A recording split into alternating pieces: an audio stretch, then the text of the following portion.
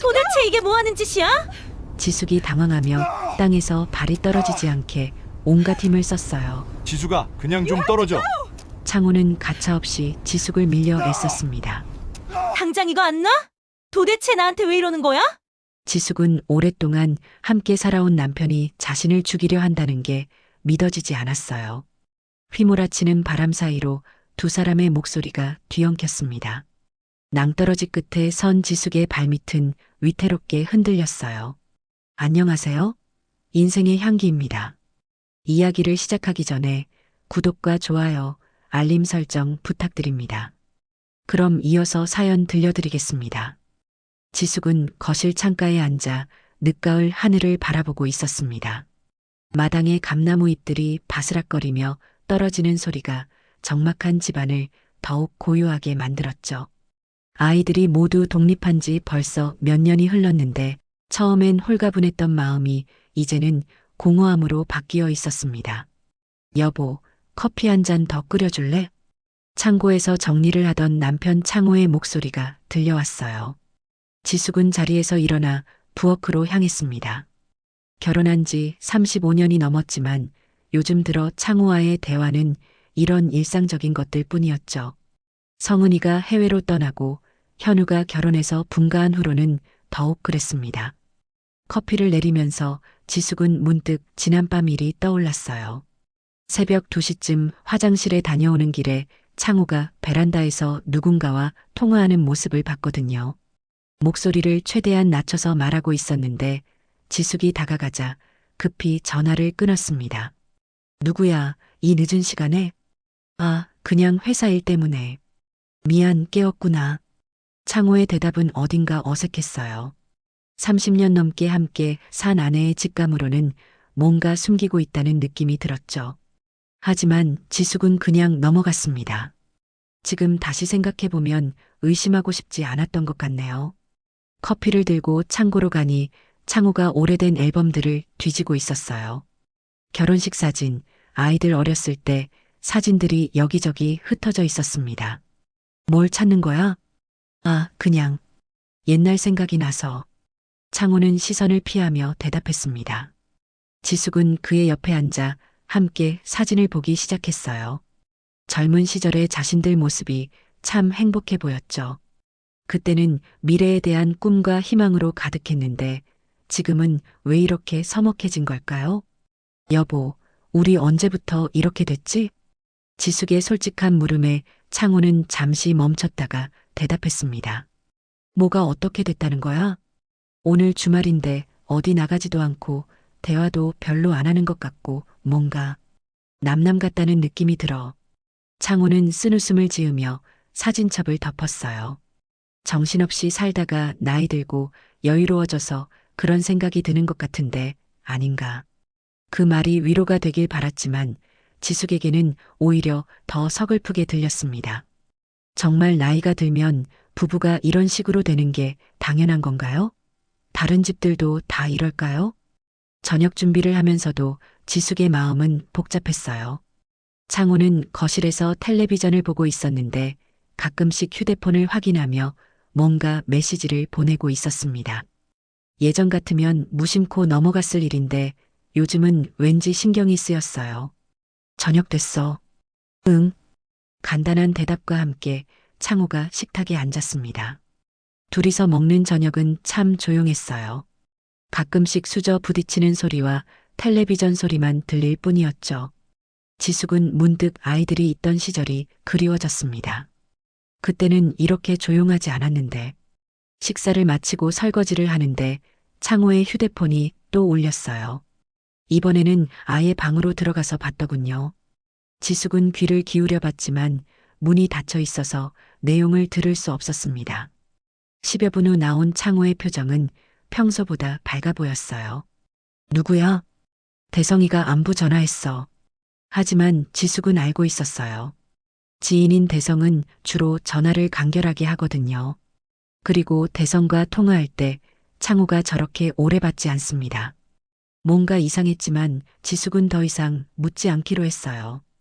의심하는 자신이 싫었거든요. 그날 밤 지숙은 잠들기 전까지 오랫동안 천장을 바라봤습니다. 옆에서 잠든 창호의 고른 숨소리가 들려왔지만 왠지 낯설게 느껴졌어요. 30년 넘게 같이 잠들었던 이 공간에서 이런 기분은 처음인 것 같았습니다. 다음 날 아침 지숙은 평소보다 일찍 잠에서 깼습니다. 창호는 아직 깊게 잠들어 있었죠. 지숙은 조용히 일어나 부엌으로 가서 아침 준비를 시작했어요. 밥을 짓고 미역국을 끓이고 김치를 꺼내놓는 일상적인 아침 풍경이었습니다. 하지만 마음 한구석에는 여전히 어제의 의심이 남아 있었어요. 일찍 일어났네. 창호가 세수를 마치고 나와 말했습니다. 평소보다 기분이 좋아 보였어요. 응, 잠이 일찍 깼어. 오늘 날씨가 정말 좋다. 가을치고는 따뜻하고. 창호는 창밖을 내다보며 말했습니다. 정말로 구름 한 점 없는 맑은 하늘이었어요. 단풍도 한창 아름다운 시기였죠. 아침을 먹으면서 창호가 갑자기 말을 꺼냈습니다. 여보, 우리 오랜만에 등산 갈까? 지숙은 숟가락을 들던 손을 멈췄어요. 등산이라니 창호가 산행을 제안한 건 정말 오랜만이었습니다. 등산? 갑자기 왜? 어제 당신이 그랬잖아. 우리가 너무 남남 같다고. 아이들도 다 컸으니까 이제는 우리끼리 좀 다니자. 창호의 말에는 어딘가 진심이 담겨 있는 것 같았어요. 지숙은 마음이 조금 누그러졌습니다. 어쩌면 자신이 너무 의심만 했는지도 모르겠다는 생각이 들었어요. 어디로 갈 건데? 설악산 어때? 단풍도 예쁠 테고. 당일치기로 다녀올 수 있어. 설악산이라니. 평소 산을 잘 타는 부부지만 설악산은 신혼 시절에 함께 갔던 추억의 장소였죠. 그때가 벌써 30년도 더 전 일이네요. 지숙은 잠시 망설였습니다. 요즘 관계가 서먹했는데 둘이서만 가는 게 괜찮을까 싶었거든요. 준비물도 있고. 갑자기 가기엔. 준비물은 내가 다 챙길게. 등산복도 있고 배낭도 있잖아. 창호는 적극적으로 권했습니다. 오랜만에 보는 남편의 적극적인 모습에 지숙은 결국 고개를 끄덕였어요. 그래, 좋아. 오랜만에 둘이서 나들이 하자. 창호의 얼굴이 환해졌습니다. 그 모습을 보니 지숙도 기분이 좋아졌어요. 어쩌면 정말 좋은 기회가 될 수도 있겠다는 생각이 들었죠. 그날 오후 두 사람은 등산복을 갖춰 입고 설악산으로 향했습니다. 차 안에서는 오랜만에 자연스러운 대화가 오갔어요. 아이들 이야기, 추억 이야기, 앞으로의 계획들. 지숙은 이런 시간이 정말 오랜만이라는 생각이 들었습니다. 기억나? 신혼여행 때 여기서 길 잃어서 해질 때까지 헤맨 거. 그때 당신이 얼마나 무서워했는데. 내 팔만 붙잡고. 지금도 무서운 건 마찬가지야. 산에서 길 잃으면 정말 큰일이잖아. 창호는 웃으며 대답했습니다. 걱정 마. 요새는 등산로도 잘 되어 있고 길 잃을 일 없어. 설악산에 도착하니 정말 많은 사람들이 단풍 구경을 나와 있었어요. 주차장부터 북적북적했죠. 지숙은 오랜만에 나온 나들이가 즐거웠습니다. 등산로를 걸으면서 지숙은 점점 기분이 좋아졌어요. 가을 햇살이 따사롭고 단풍이 정말 아름다웠거든요. 창호도 평소보다 많은 이야기를 했습니다. 회사 이야기, 동료들 이야기, 앞으로 은퇴하면 뭘 할지에 대한 이야기들. 은퇴하면 우리 여행 많이 다니자. 제주도도 가고 유럽도 가고. 정말? 응. 지금까지 아이들 키우느라 고생 많았잖아. 이제는 우리 시간이야. 창호의 말에 지숙은 마음이 따뜻해졌어요. 역시 자신이 괜한 의심을 했나 보다 싶었죠. 하지만 산을 오를수록 사람들이 점점 줄어들었습니다. 정상 근처로 올라갈수록 등산객들도 드물어졌어요. 지숙은 문득 불안한 기분이 들었습니다. 여보, 사람이 별로 없네. 우리 여기서 그만 내려갈까? 아니야, 조금만 더 가면 정상이야.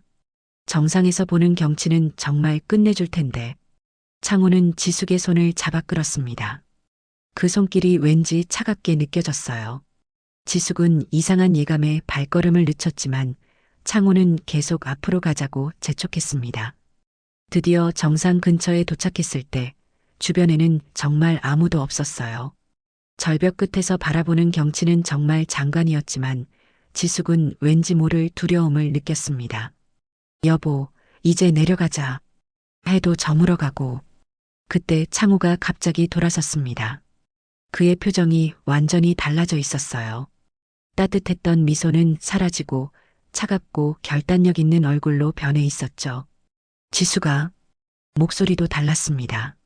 지숙은 본능적으로 뒤로 물러섰어요. 왜 그래? 창호는 한 걸음씩 지숙 쪽으로 다가왔습니다.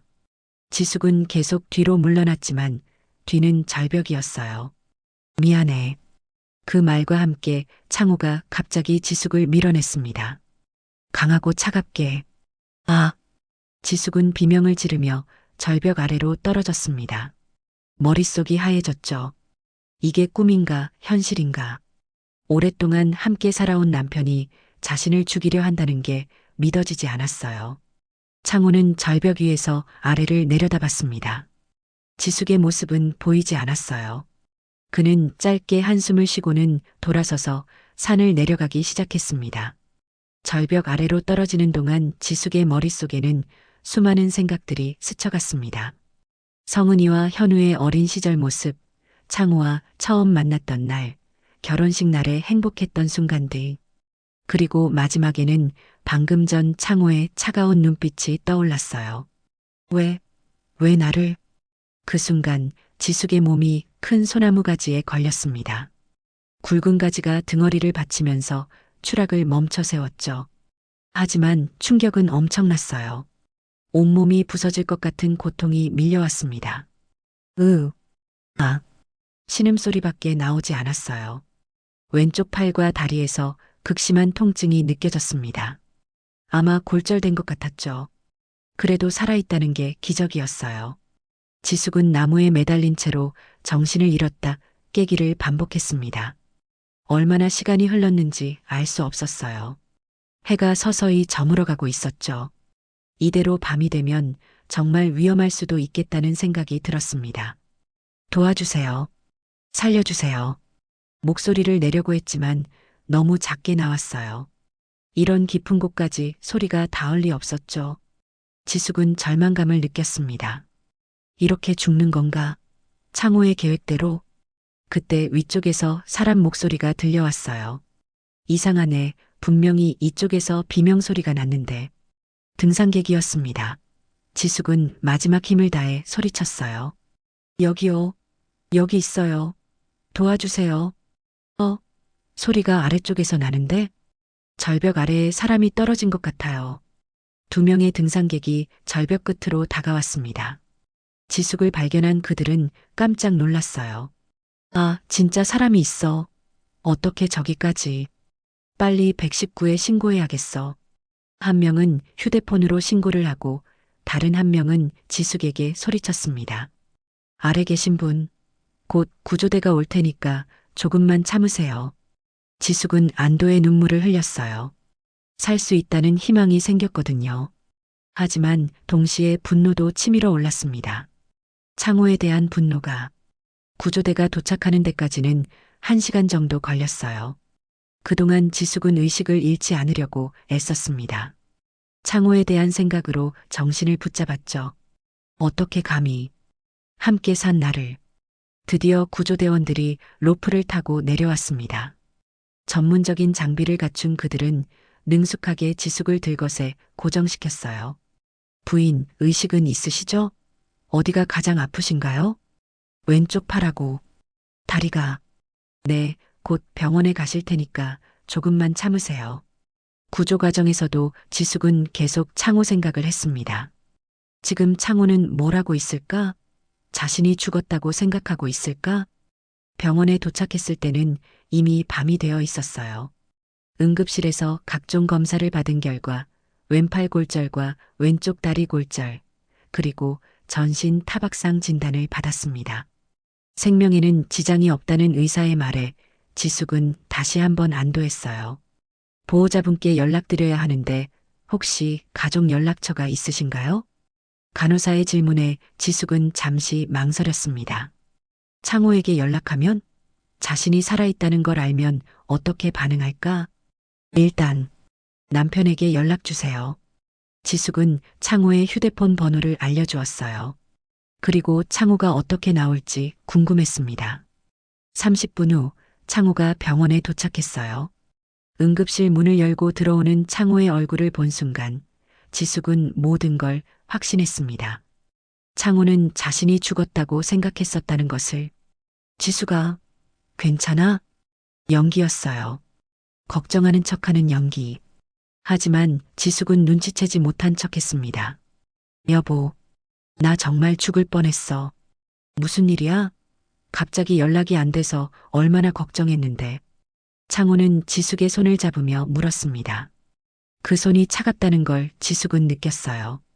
당신이 나를 밀었잖아. 지숙의 말에 창호의 얼굴이 잠깐 굳었습니다. 하지만 곧 어이없다는 표정을 지었어요. 뭔 소리야? 내가 언제 널 밀었다고? 정상에서 당신이 갑자기 나를. 지수가, 너 지금 충격 때문에 헛소리하는 거야. 나는 너보다 먼저 내려왔어. 당신이 안 따라와서 기다리고 있었는데 연락이 안 되더라고. 창호의 거짓말은 완벽했어요. 미리 준비해둔 것처럼 자연스러웠죠.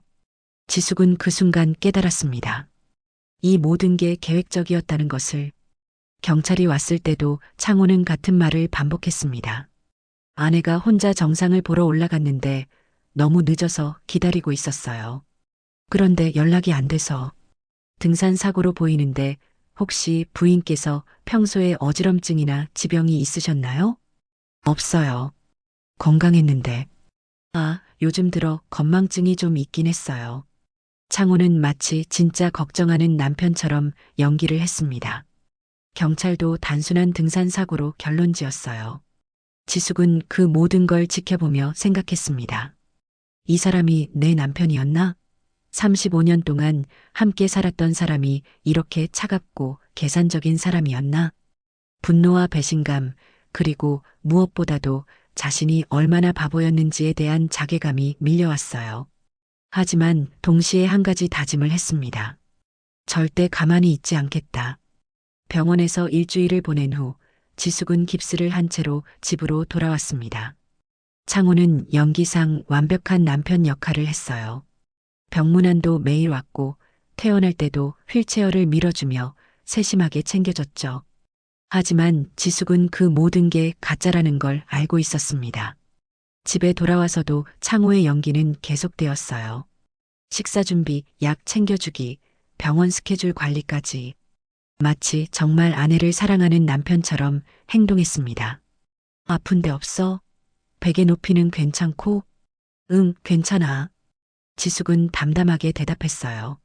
속으로는 온몸에 소름이 돋았고 구역질이 날 정도였지만 아직은 참아야 할 때라고 생각했습니다. 창호가 왜 자신을 죽이려 했는지 그 이유를 찾아야 했거든요. 이틀 후 기회가 왔습니다. 창호가 회사에 출근하고 혼자 있을 때 전화가 울렸어요. 여보세요. 한국생명보험입니다. 박창호 고객님 아내분이 맞나요? 네, 맞는데요.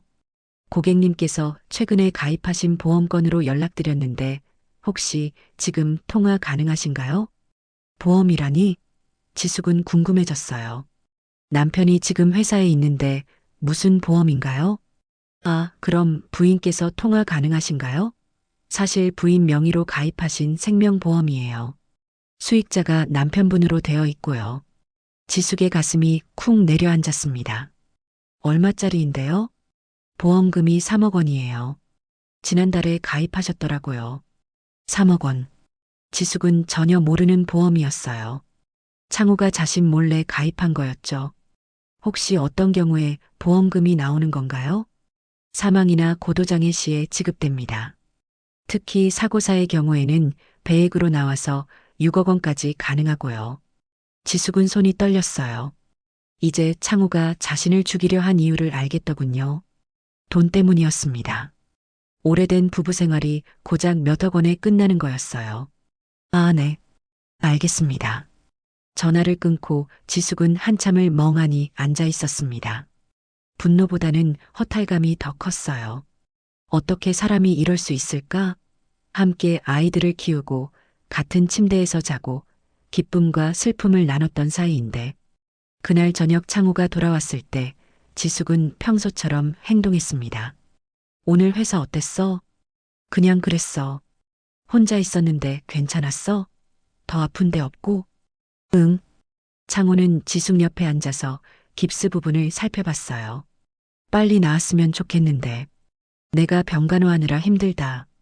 농담조로 한 말이었지만 지숙에게는 소름이 돋았습니다. 자신을 죽이려 한 사람이 병간호를 한다니. 여보, 혹시 내 보험 가입한 거 있어? 지숙이 조심스럽게 물어봤어요. 보험? 왜? 오늘 보험회사에서 전화 왔더라고. 내 명의로 가입된 게 있다면서. 창호의 표정이 잠깐 굳었습니다. 하지만 곧 자연스럽게 웃으며 대답했어요. 아, 그거? 얼마 전에 아는 지인 보험 설계사가 권해서 하나 들었어. 나이도 있고 하니까 미리 준비해 두는 게 좋다고 해서. 얼마짜리인데? 별로 크지 않아. 그냥 기본적인 거. 거짓말이었어요. 3억 원이 기본적인 거라고 할 수는 없죠. 지숙은 창호가 어디까지 거짓말을 할 수 있는지 궁금했습니다. 나도 알아야 하는 거 아니야? 내 명의인데. 맞다. 나중에 증권 서류 보여줄게. 하지만 창호는 그 후로도 보험 서류를 보여주지 않았어요. 지숙이 언급할 때마다 다른 이야기로 돌리거나 나중에 하자고 미뤘죠. 며칠 후 지숙은 더 충격적인 사실을 발견했습니다.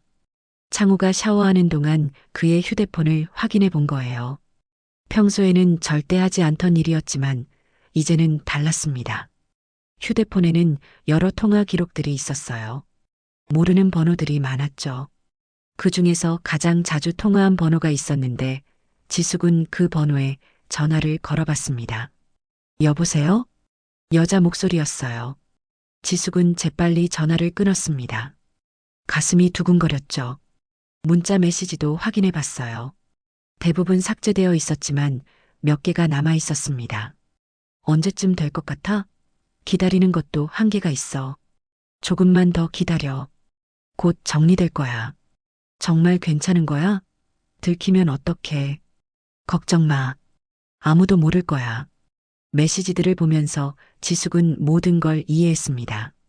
창호에게는 다른 여자가 있었고 자신을 없애고 새로운 삶을 시작하려 했던 거였어요. 보험금까지 타내서 여유롭게 살 계획이었던 거죠. 그날 밤 지숙은 잠들지 못했습니다.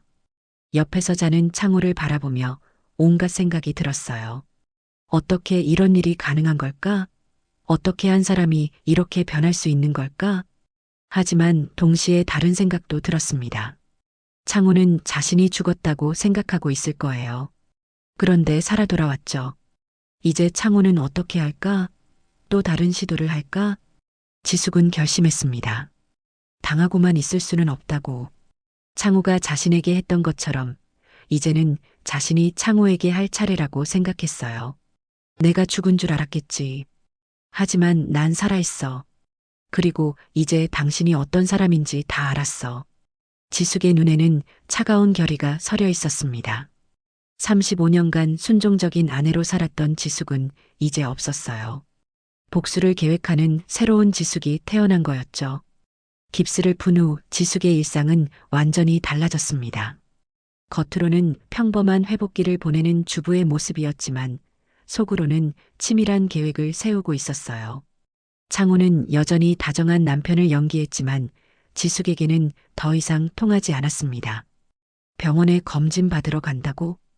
응, 정형외과에서 한 달에 한 번씩은 와서 엑스레이 찍어보라고 했어. 그럼 내가 데려다 줄까? 괜찮아. 버스 타고 갈 수 있어. 지숙은 창호의 제안을 거절했어요. 혼자 다닐 시간이 필요했거든요. 창호는 아쉬워하는 척했지만 속으로는 편해하는 것 같았습니다. 병원에 가는 척하고 지숙은 다른 곳으로 향했어요. 바로 사설탐정 사무소였습니다. 인터넷에서 미리 알아본 곳이었죠. 남편 조사를 의뢰하고 싶은데요. 중년의 탐정은 지숙을 자세히 살펴봤어요. 어떤 부분을 조사하고 싶으신가요? 외도 여부하고 재정 상태, 그리고 다른 숨기고 있는 일들이 있는지요. 비용은 일주일에 50만 원 정도 드는데 괜찮으신가요? 지숙은 고개를 끄덕였습니다. 그동안 모아둔 용돈이 있었거든요. 그런데 혹시 특별한 이유가 있으신가요? 단순히 의심만으로는 남편이 저를 죽이려고 했어요. 탐정의 눈이 커졌습니다. 그럼 경찰에 신고를 하셨어야 하는 거 아닌가요? 증거가 없어요. 그리고 모든 사람들이 단순한 등산 사고라고 생각해요. 저만 진실을 알고 있죠. 지숙은 차근차근 그날의 일을 설명했어요. 탐정은 심각한 표정으로 들었습니다. 만약에 사실이라면 정말 위험한 상황이네요. 또 시도할 수도 있고요. 그래서 미리 준비하고 싶어요. 증거를 모아서 반격할 수 있게. 알겠습니다. 최대한 빨리 조사해서 보고 드릴게요. 탐정 사무소를 나오면서 지숙은 한결 마음이 가벼워졌어요. 혼자서는 할 수 없는 일들을 전문가의 도움으로 할 수 있게 된 거니까요. 집으로 돌아가는 길에 지숙은 또 다른 곳에 들렀습니다. 은행이었어요. 그동안 모르고 있었던 창호의 금융 상황을 파악해야 했거든요. 남편과 공동 명의로 되어 있는 계좌들을 확인하고 싶은데요. 신분증과 도장 가져오셨나요? 지숙은 미리 준비해간 서류들을 건넸어요. 창호 몰래 그의 도장을 가져온 것이었죠. 계좌 내역을 보면서 지숙은 또 한 번 충격을 받았습니다. 적금이 거의 다 해지되어 있었고 예금도 상당 부분이 빠져나가 있었어요. 이 돈들은 언제 인출된 건가요? 대부분 지난 몇 개월 사이에 인출되셨네요. 지난 몇 개월. 그때가 바로 창호가 자신을 죽일 계획을 세우고 있던 때였겠죠. 돈을 빼서 무엇에 썼을까요? 집에 돌아와서 지숙은 창호의 물건들을 더 자세히 뒤져봤어요. 서재 책상 서랍, 옷장 안쪽, 심지어 화분 뒤까지. 오랫동안 함께 살았지만 이렇게 뒤진 적은 처음이었습니다. 그리고 마침내 발견했어요. 옷장 맨 위쪽 상자 안에 숨겨진 서류들을. 보험 가입 서류, 대출 서류, 그리고 부동산 계약서까지. 뭐야, 이건? 지숙이 알지 못하는 아파트 전세 계약서였어요. 계약자는 창호였고 보증금은 1억 원이었습니다. 계약일은 지난달. 바로 지숙이 산에서 떨어진 후였어요. 내가 죽은 줄 알고 벌써 새 집을 구했다고? 지숙은 그 주소를 메모해뒀습니다. 나중에 직접 가볼 생각이었어요. 저녁에 창호가 돌아왔을 때 지숙은 평소처럼 저녁을 차려주며 물었습니다. 여보, 요즘 회사 일이 많이 바빠? 응, 좀 바빠. 왜? 며칠 전부터 늦게 들어오는 일이 많아서. 창호는 잠시 당황하는 기색을 보였어요. 프로젝트 하나가 마무리 단계라 그래. 조금만 더 참아줘. 또 거짓말이었습니다. 지숙은 이미 창호의 회사에 전화해서 확인해 봤거든요. 요즘 특별히 바쁘지 않다고 했어요. 그래도 몸은 챙겨. 너무 무리하지 말고. 고마워. 당신이 이해해줘서. 창호는 지숙의 어깨를 토닥이며 말했어요. 그 손길이 얼마나 역겨운지. 지숙은 참기 어려웠지만 꾹 참았습니다. 일주일 후 탐정으로부터 첫 번째 보고를 받았어요. 남편분이 정말 다른 여자와 만나고 계시네요. 사진들을 보여주는 탐정의 말에 지숙은 예상했던 일이라 크게 놀라지 않았어요. 어떤 여자인가요? 나이는 42살이고 미용실을 운영하고 있어요. 이혼한 지 3년 됐고 자녀는 없습니다. 언제부터 만났던 건가요? 정확히는 모르지만 최소 6개월 이상은 된 것 같아요. 그리고 탐정은 잠시 망설이더니 말을 이었습니다. 남편분이 그 여자를 위해 아파트를 전세로 얻어줬어요. 1억 원짜리로. 역시 그랬군요. 지숙은 고개를 끄덕였어요. 다른 발견한 것도 있나요? 회사에서도 문제가 있는 것 같아요. 회계 부정 의혹이 있다고 하더라고요. 아직 표면화되지는 않았지만 곧 감사가 들어갈 예정이라고 합니다. 이것까지. 창호는 정말 막다른 길에 몰려 있었던 거네요. 그래서 더욱 절박했던 거고요. 계속 조사해 주세요. 가능한 한 모든 증거를 모아주시고요. 네, 알겠습니다. 집으로 돌아가는 길에 지숙은 창호가 얻어준 아파트에 들러봤어요. 신축 아파트 단지였고 꽤 고급스러워 보였습니다. 로비에서 잠시 기다리니 한 여자가 나오더군요. 사진에서 본 그 여자였어요. 생각보다 젊어 보이고 예뻤습니다. 지숙은 멀리서 그 여자를 지켜봤어요. 쇼핑백을 여러 개 들고 있는 걸 보니 돈을 꽤 쓰고 있는 것 같았죠.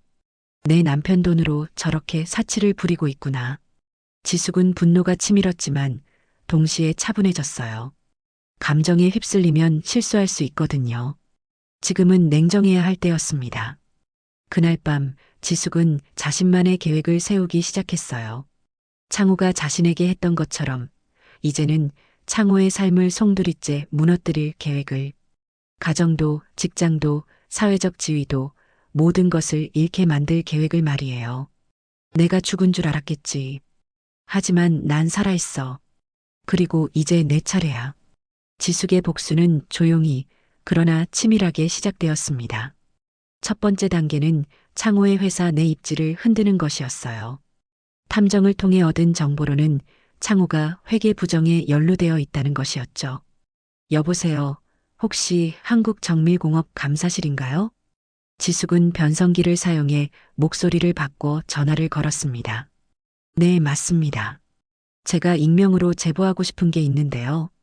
경영지원팀 박창호 차장이 협력업체와 짜고 허위 거래를 만들어서 리베이트를 받고 있는 것 같아요. 구체적인 증거가 있으신가요? 삼성전자 하청업체인 대한정밀과의 거래 내역을 보시면 이상한 점을 발견하실 거예요. 실제로는 납품되지 않은 부품들이 서류상으로는 납품된 것으로 되어 있어요. 지숙은 미리 조사해둔 내용을 차근차근 설명했습니다. 물론 일부는 추측이었지만 감사실에서 조사해보면 실제 문제점들이 드러날 것이라고 확신했어요. 전화를 끊고 지숙은 다음 단계로 넘어갔습니다. 창호와 그 여자의 관계를 주변 사람들에게 알리는 것이었어요. 먼저 창호의 직장 동료들부터 시작했습니다. 회사 앞에서 창호를 기다리고 있다가 그 여자와 만나는 모습을 휴대폰으로 몰래 촬영했어요. 그리고 그 사진들을 익명으로 창호의 동료들에게 전송했습니다. 누구세요? 왜 이런 사진을? 당황한 동료가 전화를 걸어왔지만 지숙은 이미 공중전화 부스를 떠난 후였어요. 며칠 후 창호가 집에 돌아왔을 때의 표정은 평소와 달랐습니다. 오늘 어땠어? 회사에서 별일 없었고? 지숙은 일부러 물어봤어요.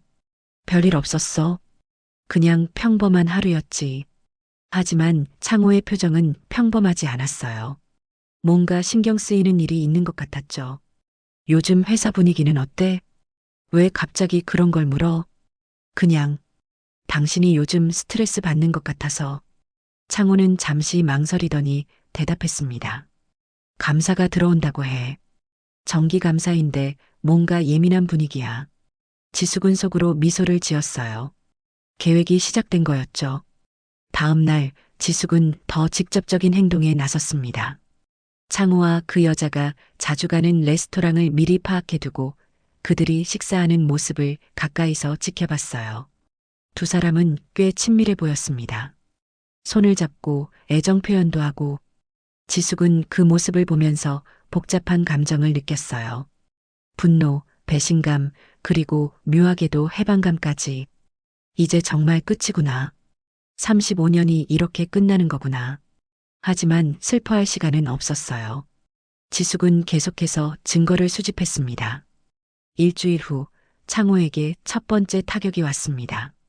여보, 회사에서 갑자기 감사받게 됐어. 창호는 집에 돌아오자마자 지숙에게 말했어요. 표정이 많이 어두웠죠. 감사? 무슨 감사? 회계 감사야. 누군가 제보를 했나 봐. 제보? 무슨 제보? 내가 뭔가 부정을 저질렀다는 제보. 하지만 난 그런 일 안 했어. 창호는 억울하다는 표정을 지었지만 지숙은 그게 거짓말이라는 걸 알고 있었어요. 그럼 조사받으면 되잖아. 안 했으면 뭐가 문제야? 그게 복잡해.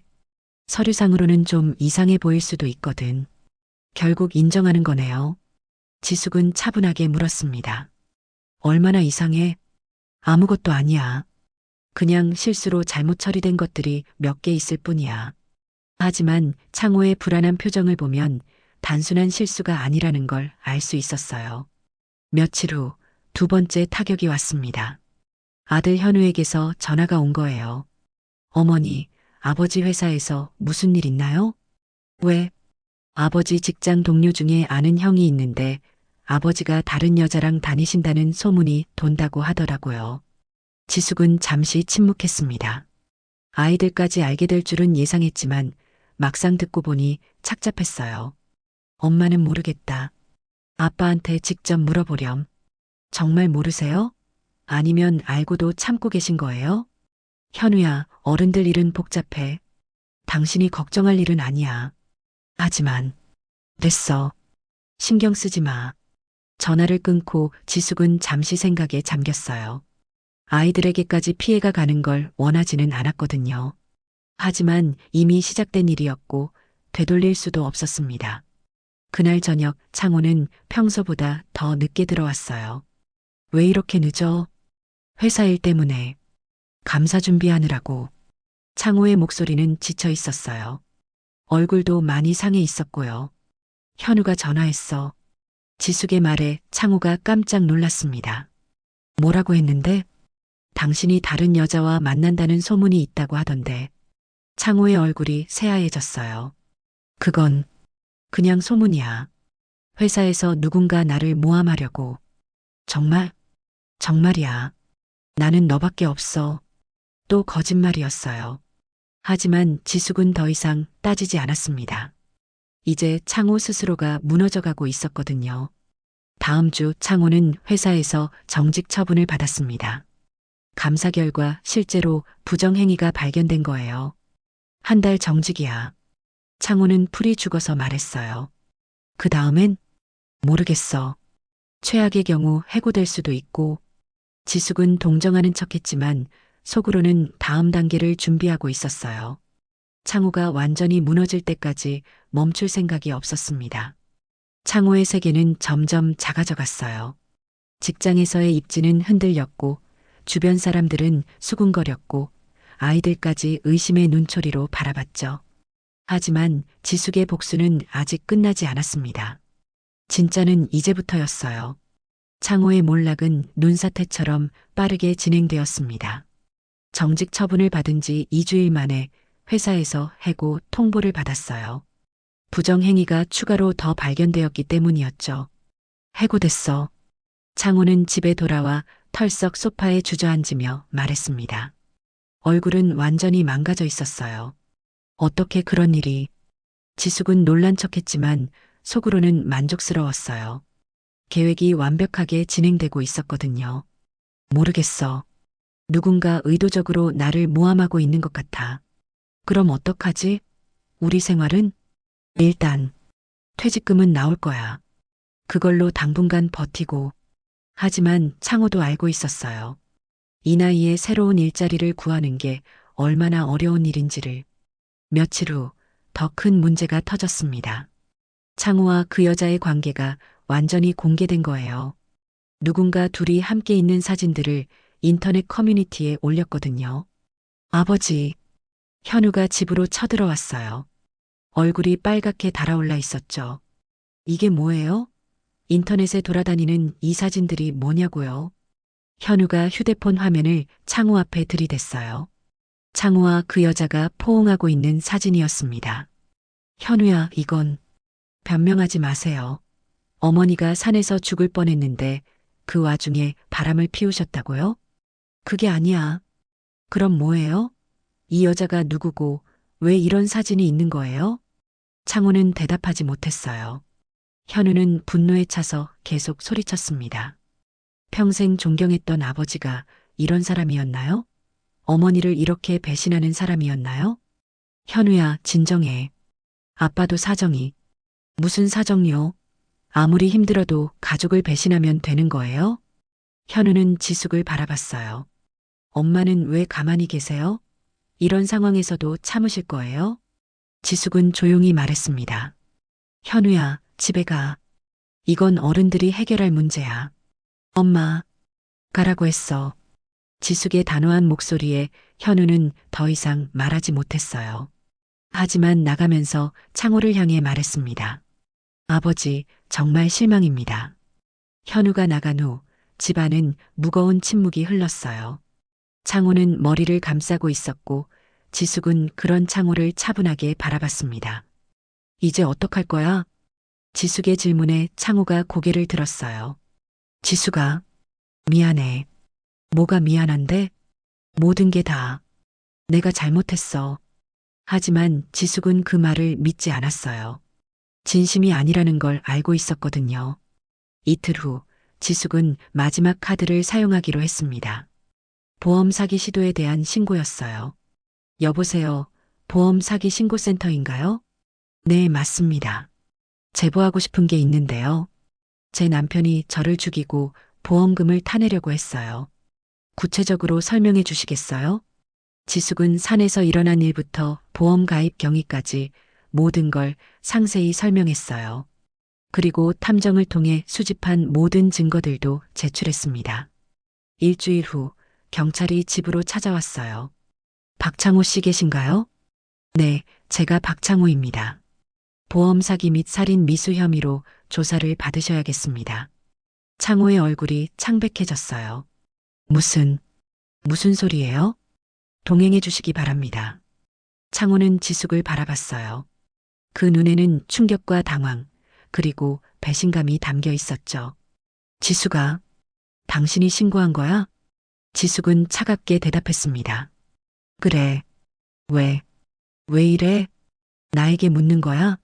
정말? 지숙이 한 걸음 다가갔어요. 산에서 나를 밀어뜨린 게 누구야? 보험금 때문에 아내를 죽이려 한 게 누구라고? 창호는 아무 말도 하지 못했어요. 그때 내가 죽었다고 생각했지? 계획대로 됐다고 생각했고? 지숙의 목소리는 점점 차가워졌어요. 하지만 난 살아남았어. 그리고 당신이 어떤 사람인지 다 알아냈지.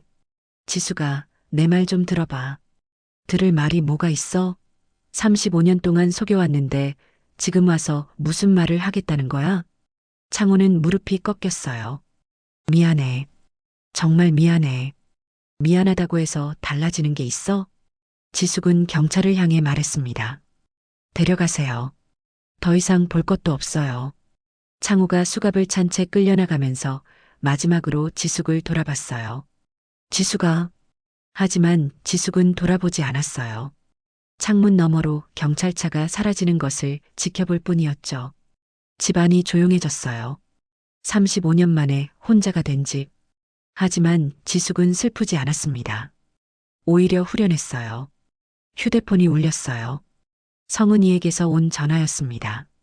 엄마, 아빠가 체포됐다는 소식 들었어요. 그래. 정말 엄마를 죽이려고 했던 거예요? 그래.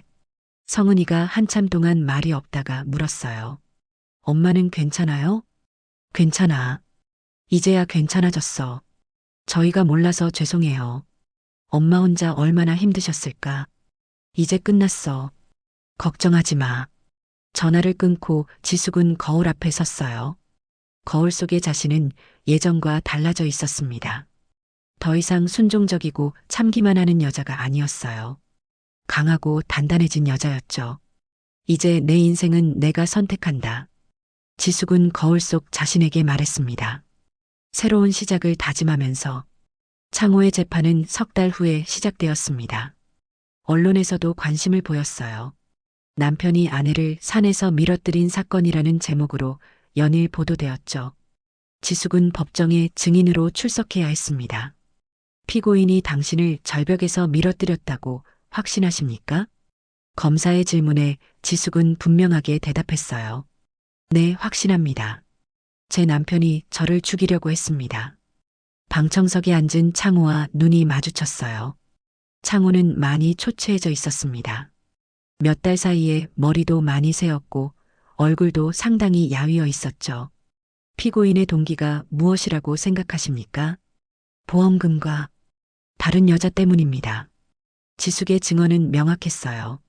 탐정을 통해 수집한 모든 증거들도 법정에 제출되었습니다. 창호와 그 여자의 관계, 은밀히 가입한 거액의 보험, 횡령 사실까지. 창호의 변호사는 단순한 사고였다고 주장했지만 증거는 너무 명백했어요. 피고인은 계획적으로 범행을 저질렀습니다. 보험금을 노리고 아내를 살해하려 한 극악한 범죄입니다. 검사의 최종 변론이 끝나고 창호가 마지막으로 말할 기회를 얻었어요. 지숙아. 창호는 떨리는 목소리로 지숙을 불렀습니다. 미안해. 정말 미안해. 내가 미쳐 있었어. 어떻게 그런 생각을 했는지. 하지만 지숙은 무표정하게 듣고 있을 뿐이었어요. 용서해달라고는 하지 않을게. 용서받을 자격이 없으니까. 그냥 정말 미안하다는 말만 하고 싶어. 창호는 눈물을 흘렸지만 지숙의 마음에는 아무것도 와닿지 않았습니다. 이미 끝난 일이었어요. 판결은 징역 10년이었습니다. 살인 미수, 보험 사기 기도, 횡령 등의 죄목으로 실형을 선고받은 거죠. 법정을 나오면서 지숙은 홀가분했어요. 긴 악몽이 드디어 끝난 것 같았습니다. 엄마. 법정 앞에서 성은이와 현우가 기다리고 있었어요. 두 아이 모두 해외와 타지에서 달려온 것이었습니다. 고생하셨어요. 성은이가 지숙을 안으며 말했어요. 이제 끝났어. 지숙은 담담하게 대답했습니다. 앞으로 어떻게 하실 거예요? 현우의 질문에 지숙은 잠시 생각했어요. 새로 시작할 거야. 이제는 정말 내 인생을 살고 싶어. 그 후 지숙의 삶은 완전히 달라졌습니다. 먼저 집을 정리했어요. 창호와 함께 살던 그 집에서는 더 이상 살고 싶지 않았거든요. 작지만 깔끔한 원룸으로 이사했습니다. 보험금도 일부 받았어요. 창호가 가입한 보험은 사기 기도로 무효가 되었지만 기존에 있던 작은 보험들이 있었거든요. 그 돈으로 작은 카페를 열었습니다. 어머니가 카페를 하신다고요? 성은이가 놀라며 물었어요. 왜? 안 될까? 아니에요, 좋아요. 그런데 혼자 하실 수 있어요? 해봐야 알지. 지숙은 웃으며 대답했어요. 오랜만에 짓는 진짜 웃음이었습니다. 카페는 작았지만 아늑했어요. 지숙이 직접 고른 가구들과 소품들로 꾸몄죠. 새 시작이라는 이름을 붙였습니다. 처음에는 손님이 많지 않았어요. 하지만 지숙은 상관없었습니다. 바쁘게 뛰어다니는 것보다는 여유롭게 자신만의 시간을 갖는 게 좋았거든요. 몇 달이 지나자 단골 손님들이 생겼어요. 대부분 동년배 여성들이었는데 지숙의 이야기를 들은 후 더욱 자주 찾아왔습니다. 사장님이 정말 대단하세요. 그런 일을 당하고도 이렇게 새롭게 시작하시다니. 별거 아니에요. 살아야죠, 어떻게든. 하지만 쉽지 않았을 텐데. 처음엔 힘들었어요. 그런데 계속 살다 보니 괜찮아지더라고요. 손님들과 나누는 대화는 지숙에게 새로운 활력을 주었어요. 오랫동안 창호 눈치만 보며 살았는데 이제는 자유롭게 사람들과 소통할 수 있었거든요. 1년이 지난 어느 날 지숙은 다시 설악산을 찾았습니다. 너무 무서웠지만 혼자서 말이에요. 등산로를 걸으면서 지숙은 그날의 기억을 떠올렸어요. 공포와 배신감, 그리고 절망. 하지만 이제는 다른 감정이 더 컸습니다. 자신이 살아남았다는 것에 대한 감사함과 새로운 삶을 찾았다는 것에 대한 뿌듯함. 그 절벽 앞에 다시 섰을 때 지숙은 더 이상 두렵지 않았어요. 고마워. 지숙은 절벽을 향해 말했습니다. 당신이 나를 여기서 밀어뜨려줘서 고마워. 덕분에 진짜 나를 찾을 수 있었어. 바람이 지숙의 머리카락을 흩날렸어요. 가을 햇살이 따사롭게 내리쬐었습니다. 이제 내 인생은 내가 알아서 한다. 지숙은 다시 한번 다짐했어요. 그리고 돌아서서 산을 내려가기 시작했습니다.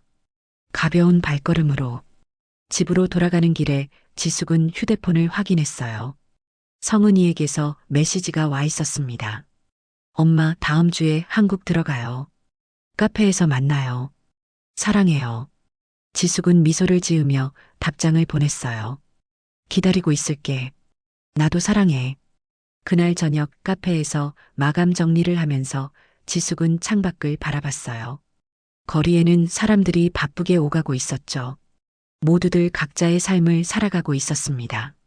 지숙도 이제 그중 한 사람이었어요. 누군가의 아내가 아니라 그냥 지숙으로서 살아가는 사람. 57년을 살아오면서 처음으로 진짜 자신의 삶을 사는 사람. 이제 시작이야. 지숙은 혼잣말을 하며 카페 문을 잠갔어요. 내일도 모레도 앞으로도 계속될 새로운 삶을 향해 걸어갔습니다. 당당하고 자유롭게. 저 멀리 설악산 방향으로 지는 해가 지숙의 뒷모습을 따스하게 비춰주고 있었어요. 마치 새로운 시작을 축복해주는 것처럼.